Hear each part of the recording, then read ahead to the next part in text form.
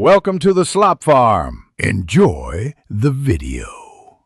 In this video, I will explain how to connect time in a boat watch. First, identify if your watch has a digital or analog display, as the adjustment methods differ. For analog watches, you'll typically use a crown. Digital watches often have multiple buttons. Always refer to your specific model's manual for precise instructions. This ensures you set the time accurately and avoid any potential damage to the delicate internal mechanisms. For most analog boat watches, you'll begin by gently pulling the crown out.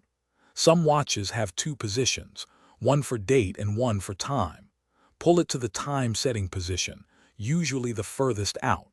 Then, carefully turn the crown to advance or reverse the hands until you reach the correct time.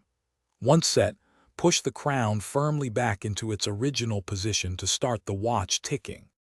Many modern boat watches offer advanced features like GPS or atomic clock synchronization for ultimate accuracy.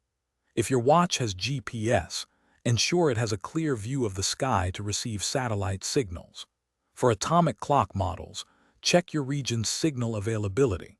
Navigate through your watch's menu to enable these automatic time-setting functions. This ensures your watch always displays the most precise time available, crucial for navigation. Maintaining your boat watch properly ensures its longevity and accuracy. Always confirm the crown is fully pushed in before any water exposure to maintain its water resistance. Clean the case and strap regularly to prevent salt and grime buildup.